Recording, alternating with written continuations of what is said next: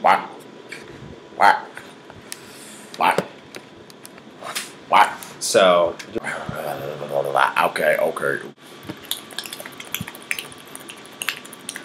You're way too good at that right now. What's up, family? It's Nick Wright here on Nick Wright Bodybuilding. What's going on, guys? That's Bob from OI, Olympus Iron.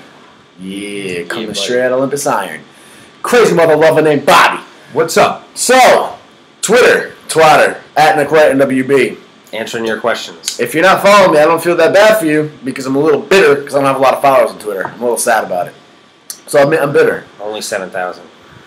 Not a lot compared to the rest of my pages, so whatever. I feel no love on Twitter, and I'm bitter about it. Anywho, we posted up. We were like, yo, Bobby and Nick together.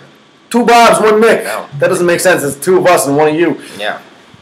Actually, it's 2 computers, so I'm just going to stop. Anyway, we tweeted, and we were like, ask us anything you want. It's Nick and Olympus Iron right here. Yep. Brainstorm, 2 brains, 1 room. We're good to go. That one fit. That was good. Yeah, that was good. And then I even posted it on NWB and Facebook. And then they commented on the Facebook. We said tweet at us. I said tweet us, and I even posted a screenshot of the Twitter, the actual tweet. Yep.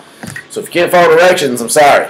And then go follow me, because I only have 400 followers. What's up with that? That's real bad. That's less than an army right now. That's like, I feel bad about complaining now. That's like me complaining that I'm hungry and then seeing one of those commercials about donating a penny to African children.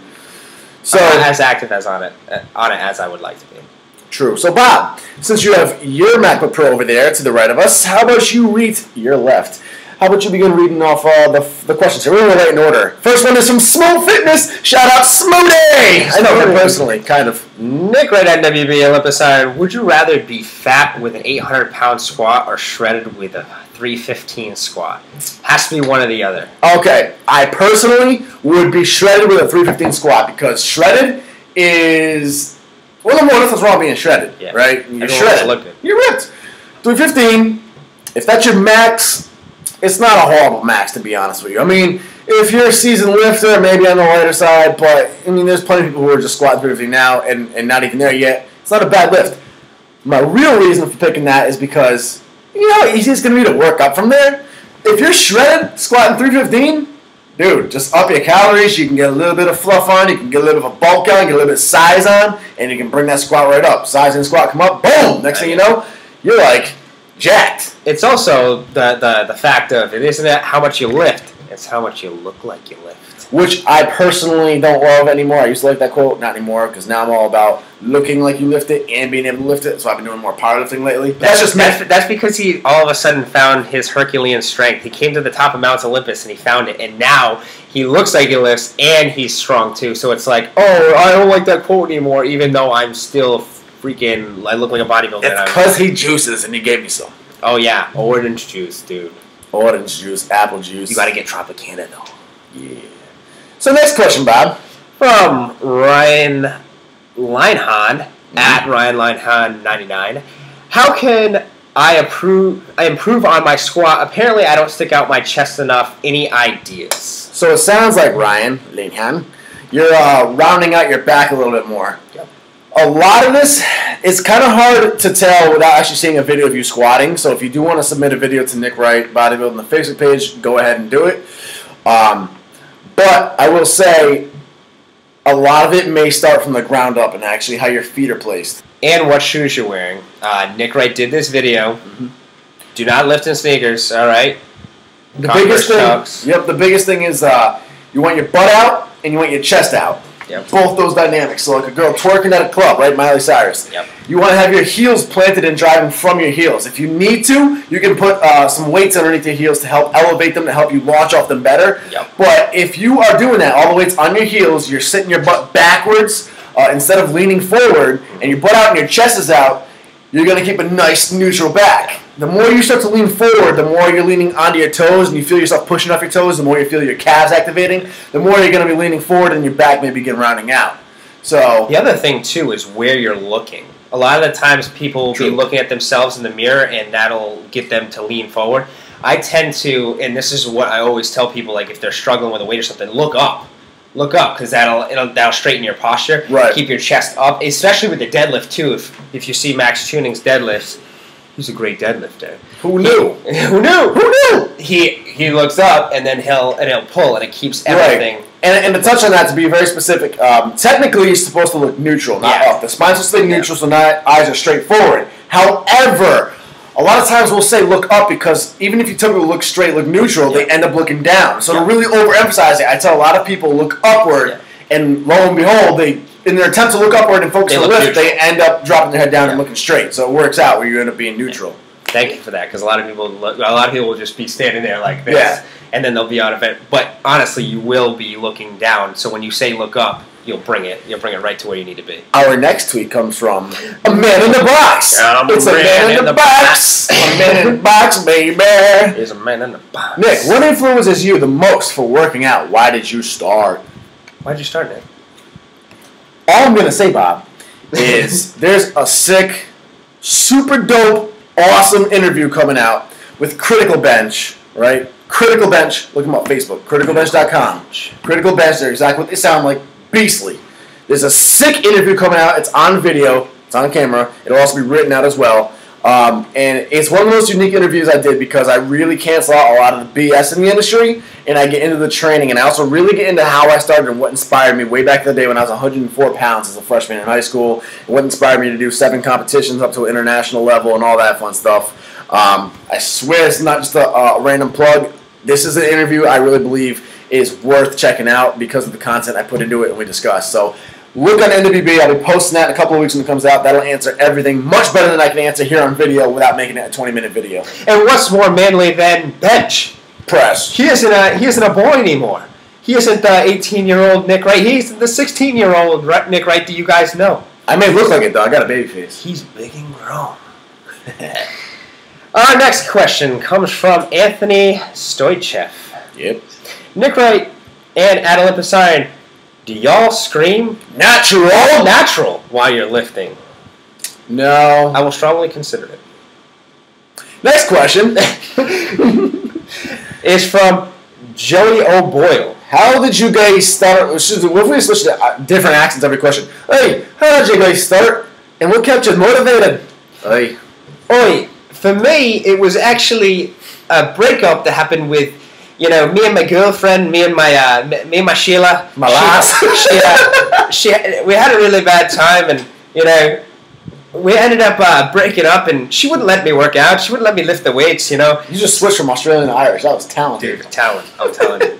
And so I took out my anger and frustration, and I took it and I put it into the gym. I put it into iron. And this is the man you see today. I started because I thought I was more swole than I really was. I had this distorted tunnel vision, narcissistic vision of myself. So I began working out, and I really wanted to compete, and my goal was to get on stage. I wanted to get on the stage like ASAP, so I pushed for it. And doing the competitions, working up to a national level is what inspired me to keep going at the time when I was competitive. And then after I got out of high school, I ended up becoming sponsored, and I started YouTube, and now you guys are really what keeps me going a lot. So that's pretty much it. Like I said, Critical Bench interview will tell a lot more details you ain't heard yet. Exactly. You ain't heard nothing. You ain't heard nothing. That's a double negative. Next, Joe String. Joe String. Random favorite cable exercise. Well, for what muscle, Joe String? My favorite cable exercise lately has been a little gift that Olympus Iron gave to me. It is the chest flies with the inverted grip. You may have seen it in some of our videos. You will see it soon if you haven't. And if you haven't seen it yet, you can always type in Nick Wright Psycho Workout, Psycho Chest Workout. You'll see it there. And also, next week, it'll be featured in a video with him. On his channel. And him. And another dude. Yep. Who happens to be my brother. Anthony Ferraro! How long after being on the same workout routine should I switch it up? And how much should I change it? In my personal opinion, Bob and Anthony, I don't believe you ever need to switch up your workout. As in, I don't think it's a necessity. Okay, there was the old little theory that you need to confuse your muscles, you need to shock your muscles so they don't adapt to the workout. However, hey, Tony Horton. However, like most things in fitness, like most BS in fitness, that's been debunked by now, like good carbs and bad carbs, clean eating, dirty eating, like all these different little myths that have been debunked in fitness. Thank God. What were we talking about? I said ADD. No, just kidding. It's also been shown that adaptation of the muscle is actually what helps promote growth in the muscle overall in the long term. You want your muscles to adapt, and you want to ultimately focus on just hitting progressive overload thus sparking muscle hypertrophy. That's what grows muscles. Your muscles are not brains. You can't confuse them or shock them. Obviously, if they're not used to a certain movement, it's going to feel a little bit different, Myron, that vein. It's going to feel a little bit different, and it may be a little more sore because you activated the muscle in a different way. That's great. But activation and soreness of a muscle does not equate to muscle hypertrophy and growth. So it's not a necessity to switch it up. However, it can definitely be great for you and keep your workouts moving, especially if you begin to plateau. That is one thing I would say. If you do feel like you're beginning to plateau and you're stuck on a weight, you're not making any progress on the weights, and you're just absolutely not feeling it anymore, then it's a good idea to switch it up. Switch it up, get a new routine, jump a different. And that could be every few weeks for you. It could be every 2 months for you. It doesn't even need to be like that different. If you're bored with the exercise you've been doing, you can do a similar exercise. Like, for example, I mean, such a subtlety as instead of doing straight bar push downs, all you do, you do a rope. You just switch the handle. You know, you're switching the attachment. Switch from dumbbells to barbell. Exactly. Honestly, that's as crazy as I get with it. If you watch my videos, a lot of times it'll be an incline dumbbell or an incline barbell or an incline Smith, or like, you know, I mix it up, but it's the basic ideas. Like, I hit my incline first, I hit my chest, and then I go on to flies, and then, you know, it's the basics, but it's just mixed around. Way too much overthinking basically goes on in lifting, unfortunately, and it's a lot more simplistic than it needs to be. Too much time wasted. Yes. This could be time gaining muscle. 50 Shades of Gains, son! Call me the weekend, because this is Wicked Gains! Wicked Gains! Olympus Iron! NWB! Signing off. Tweet me some more. Stay on that Twitter if you want to do more Q&As like this. I know. My Instagram is the exact same thing. At NickWright_NWB. And the cool thing is about my Instagram, right? Everyone posts flexing pictures. I have tons of them on Instagram, straight flexing. But I also post a ton of random lifting clips. Alright, so instead of, I know the lifting videos we have on YouTube are awesome. I love them. I love making them. But instead of having to wait, you know, a week or so for a new lifting video, whatever, hit up my Instagram. Like, every few days, I'll throw up a video of me just bench pressing like 345 with a blonde girl spotting me, or squatting a bunch of weight for a bunch of reps, whatever. I'll just post random lifts on Instagram. It's good. It's at NickWright_NWB. IG me. Yeah, what he said. Mine's the same. His is at Olympus Iron. At Olympus. Everything's Olympus Iron with him. I know. That's all it is. Everything.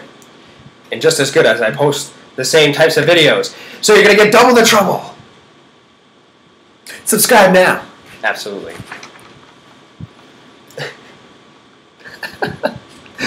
He just holds that forever.